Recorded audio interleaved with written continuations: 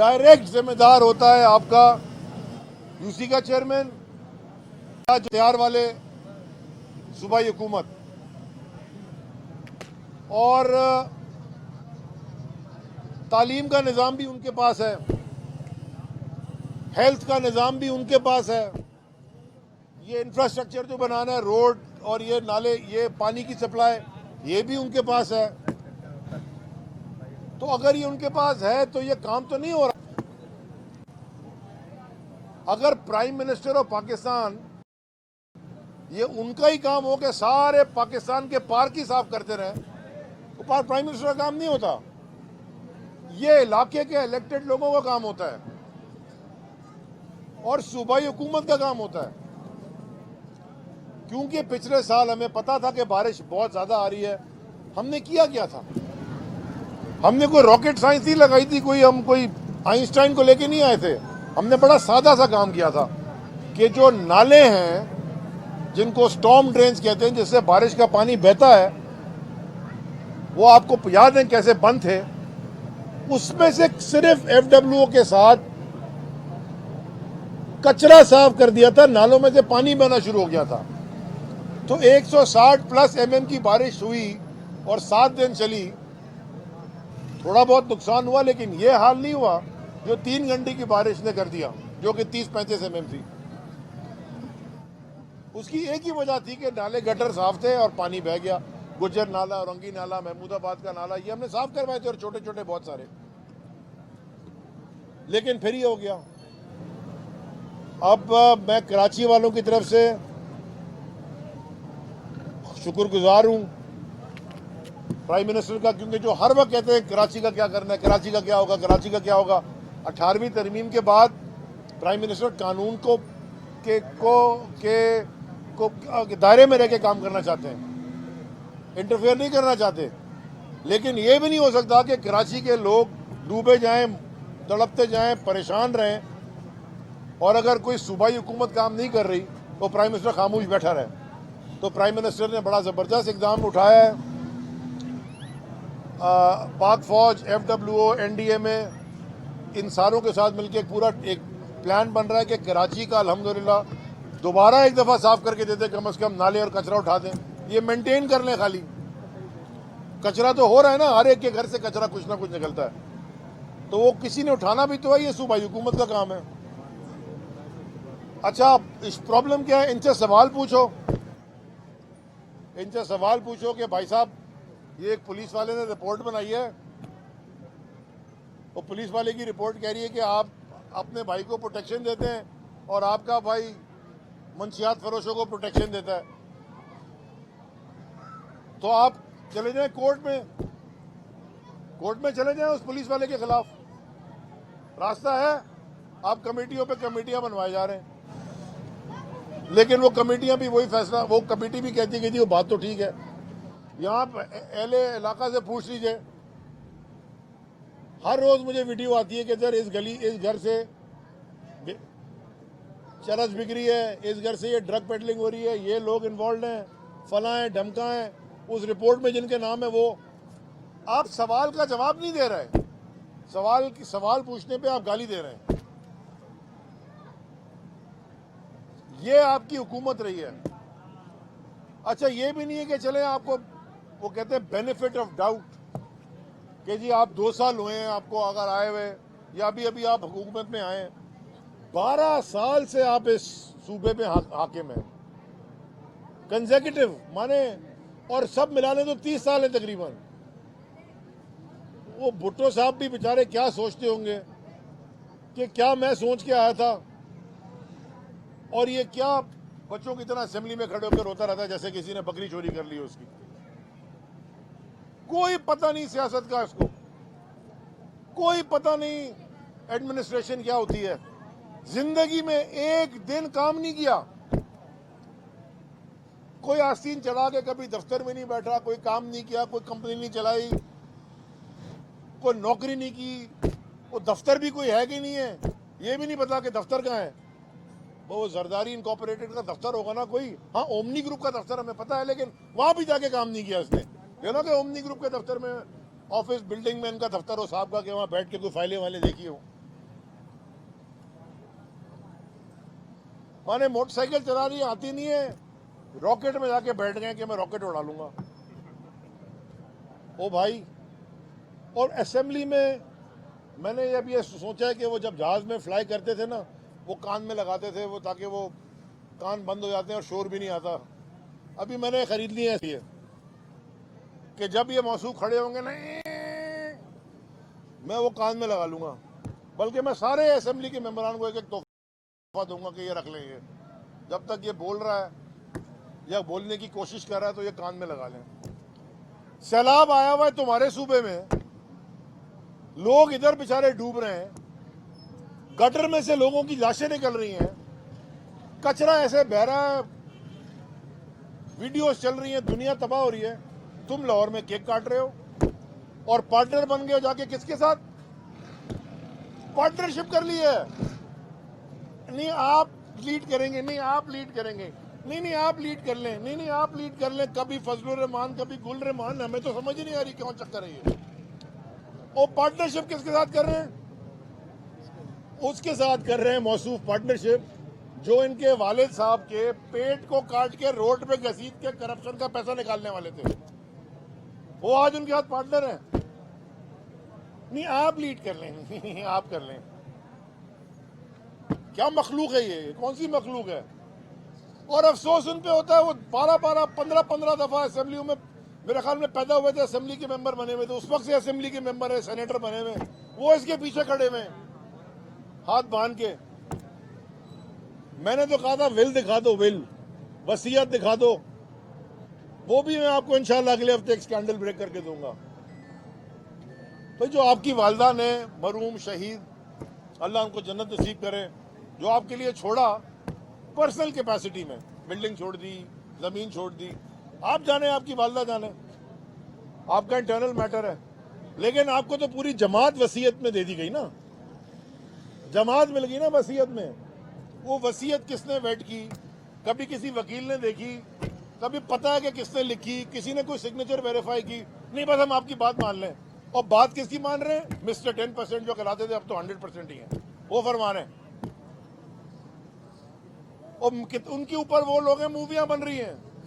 US senate की, United states senate की एक पूरी कमेटी की हियरिंग हुई थी आसिफ जरदारी की मनी लॉन्ड्रिंग पे। सिर्फ गूगल में आप लिखे ना, आपको पूरी हियरिंग मिल जाएगी। मूवियां बनी है, प्रिंसेस एंड प्ले बॉय। पहले कहते थे सर मेंशन हमारा नहीं है, हमें क्या पता किसका है। जब बिकने लगा तो कोर्ट में चले गए, यार हमारे वो पैसे हमारे वापस कर दो, 60 मिलियन। ये जो फैटिफ का पाकिस्तान के अंदर प्रॉब्लम आया है, ये तो इन दोनों जमातों की वजह से आया। एक उसामा बिन लादेन से पैसे लेके इनकी वालदा को फारिग करने जाते थे हुकूमत, दूसरे जो है वो मनी लॉन्ड्रिंग पे उनके ऊपर सेनेट, यूएस सेनेट की भी है, तो सारी दुनिया को पता है, किताबें पढ़ें आप। और अब क्या कह रहे हैं, जब हम फैटिफ से निकालना चाह रहे हैं, उसके बिल्स ला रहे हैं, क्या फरमा रहे हैं? हमसे एनआरओ कर लो तो हम तुम्हारी सपोर्ट करेंगे। इमरान खान साहब ने 20 साल सियासत की है, 22 साल सियासत की है। पहले दिन अपनी तकरीर में कहा था एनआरओ नहीं मिलेगा, आज भी कह रहे हैं एनआरओ नहीं मिलेगा। और अल्हम्दुलिल्लाह फैटिफ के बिल्स पास हो गए। अब इनको समझ नहीं आ रही कि कौन सी वाली दीवार पे सींग, सर सींग तो है ही नहीं, सर मारे।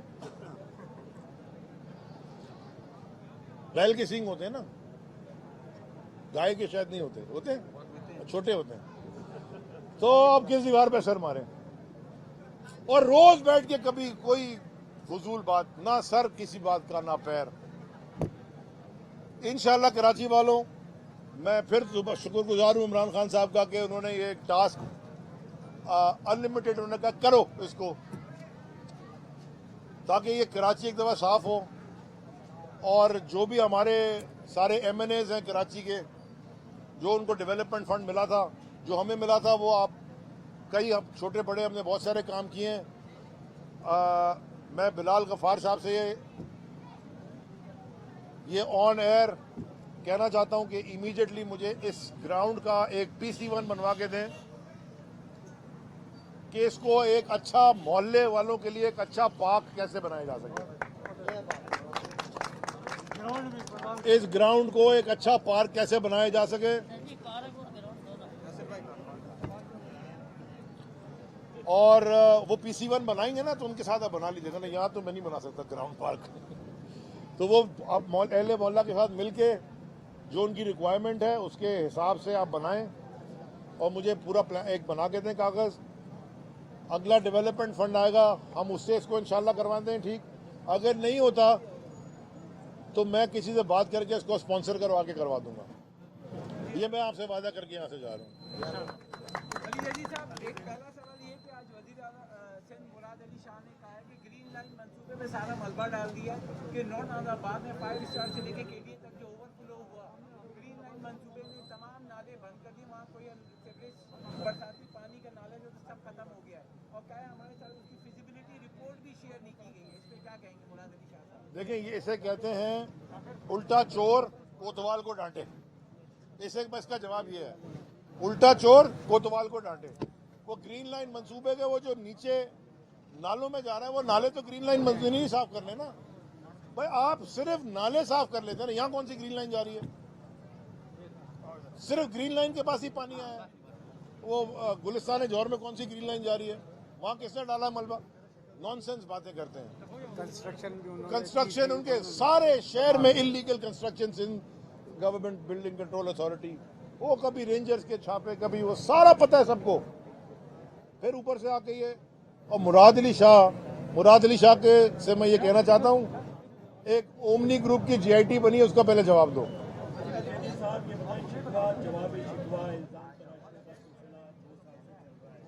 प्रेस कॉन्फ्रेंस करते हैं, कुछ देर बाद सुभाई डोगरा जो है वो भी आपके लिए प्रेस कॉन्फ्रेंस करेंगे। ये सिलसिला कब तक जारी रहेगा? पीएम पार्टी में पहले ये सिलसिला HKM के साथ रखा हुआ था, वो हर बात HKM पे लगा देती थी, अब वो आप पे लगा रही है। कोई कराची का मुस्तकिल हल आप तब ढूंढ के देंगे? 2 साल हो चुके हैं आपको। देखिए, दो बातें आपने, दो अलग 3 सवाल किए अलग अलग। माजी में जो होता रहा, आपने बहुत जबरदस्त बात की है। माजी में पीपल्स पार्टी किस पर डालती रही मलबा? MQM पे डालती रही। अब किस पर डाल रही है? माने पीपल्स पार्टी जब भी थी, पीपल्स पार्टी आज भी है। तो फिर तो पता चला कि मसला तो उन्हीं से शुरू हो रहा है ना। मसला फिर उन्हीं से शुरू हो रहा है।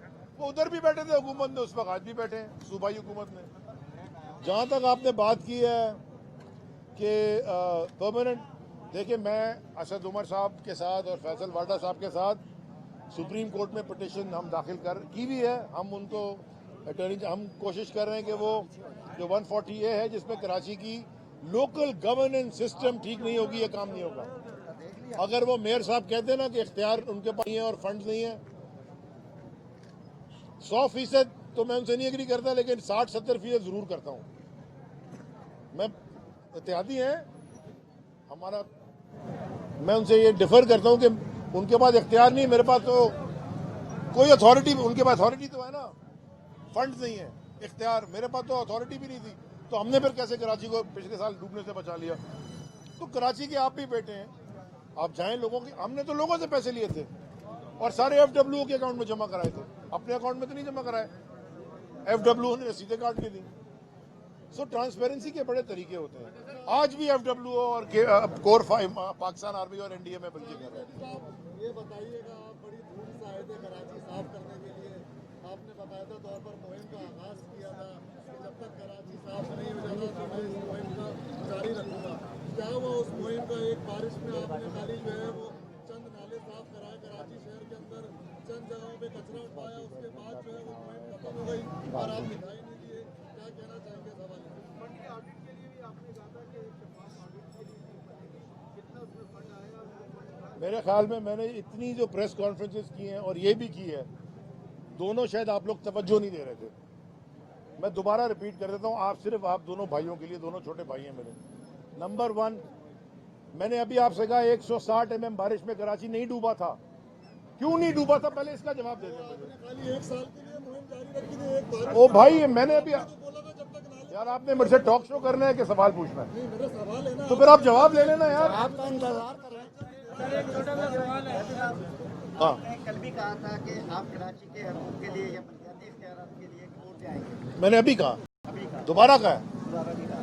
पंजाब में ये बलदियाती अदारे मुअत्तल किए हुए हैं और कहीं बलदियाती इलेक्शन वगैरह वगैरह नहीं हो रहे, वहाँ कहीं नहीं कर रहे। और अभी आपने कहा कि जिन्हें देख- मोटरसाइकिल चलाना नहीं आती थी वो रॉकेट में जा रहे हैं। इसी तरीके से पीटीआई के एमएलए वगैरह कभी यूसी कौंसिल मुंतखब नहीं हुए थे 18 के इलेक्शन से पहले। ये कैसे मुल्क संभाल सकते हैं? अच्छा, बहुत जबरदस्त सवाल आपने किया। मैं बात कर रहा था, नाम लेके कहता हूँ, बिलावल जरदारी की,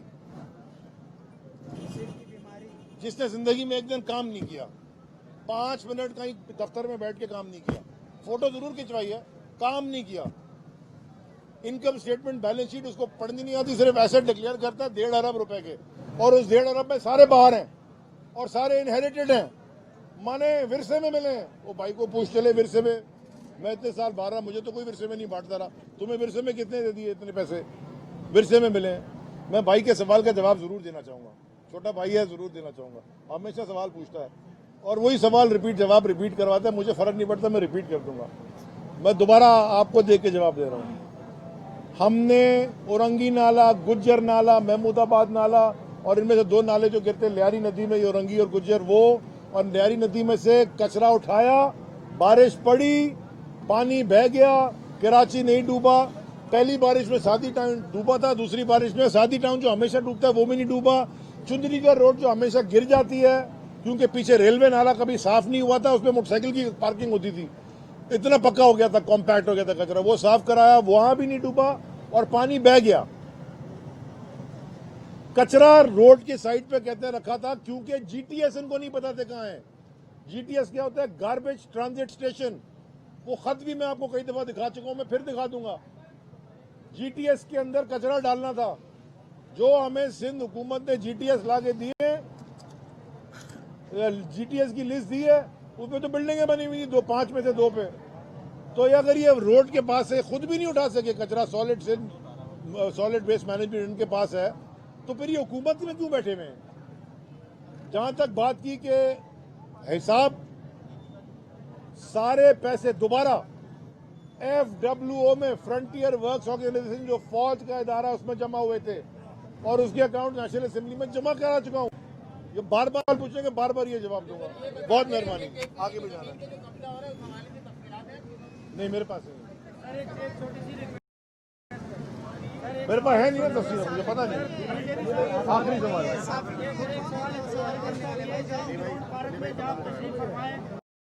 यहाँ पर जो है पीने का मीठे पानी का हेडिंग है पूरे इलाके का, और ये पूरा इलाका उस मीठे पानी का जो बहुत अच्छा सवाल है। मैंने ये परसों मैंने ये कहा है कि यहाँ कोविड खत्म नहीं हुआ अभी पूरी तरह, और ये जो बारिश हुई है और बारिश के बाद जो पानी सुवेज के लाइन का और पोर्टेबल पानी के पीने का वो मिक्स हीप हो गया, मिल गया। मुझे बड़ा डर है कि ये कोई फिर वो उस तरह की बीमारियां ना शुरू, डायरिया, टाइफॉइड, ये सारा करना शुरू हो जाए। ठीक है जी, थैंक यू।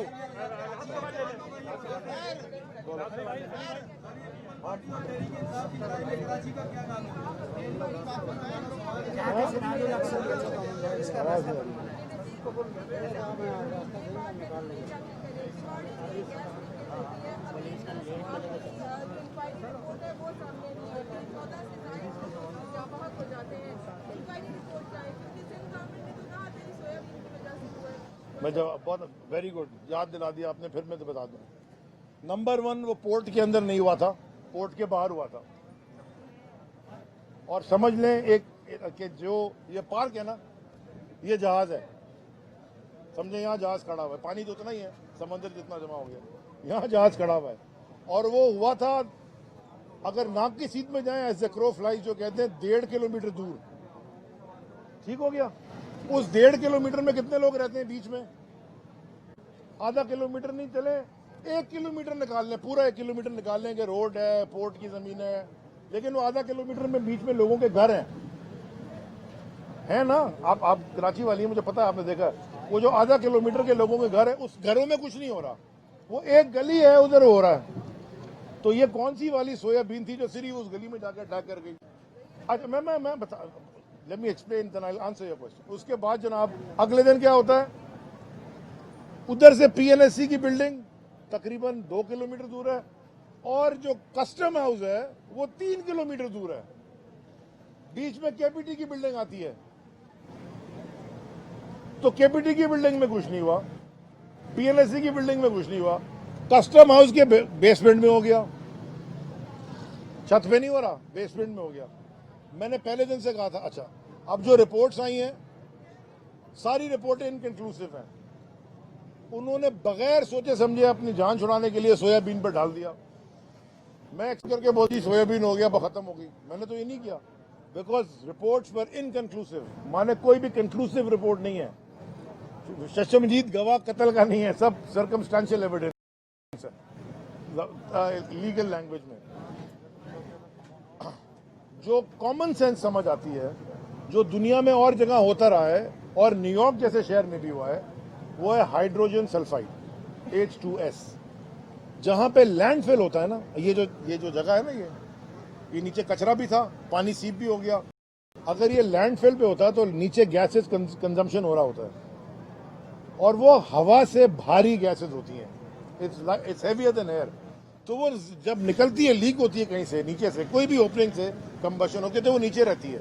अगर हवा चल जाए तो बह जाती है, माने उड़ जाती है। अगर हवा डाइल्यूट हो जाती है, और हवा ना चले वो स्टेबल। 2-3 दिन शदीद ह्यूमिडिटी थी, कोई हवा नहीं थी पोर्ट पे भी। और वो गैस मेरी नज़र में, मैंने ये टीवी के ऊपर भी कहा है कि क्योंकि मैं अगर एग्जांपल्स आप सोयाबीन के देते हैं तो मैं फिर आपको ये दुनिया भर के देता हूँ। अमेरिका जैसे मुल्क में भी जहाँ के गटर नहीं उबलते, स्ट्रक्चर्ड एनवायरनमेंट है, वहाँ पे भी लैंडफिल हुआ है। और जो कचरे से ज़्यादा लैंडफिल किया गया, याद रखें जंगल शाह का इलाका कचरे से लैंडफिल करके ऊपर मिट्टी डाल के कॉम्पैक्ट कर दिया था, तो और नीचे गटर लाइनें बिछा दी थी। सो ये कंबशन मेरी नज़र में ये हुआ है, क्योंकि मैंने कई जगह दुनिया में इसके बारे में पढ़ा है, लेकिन पोर्ट कोई नहीं थी। और पोर्ट में होता ना तो फिर केपीटी जिम्मेदार होती। पोर्ट से 1.5 किलोमीटर बाहर हुआ। थैंक यू जी। हम लोग की तो बात सुने, मीडिया के लिए आए थे, हम लोग के लिए आए थे, मीडिया के लिए आए थे, हम लोग के आए थे।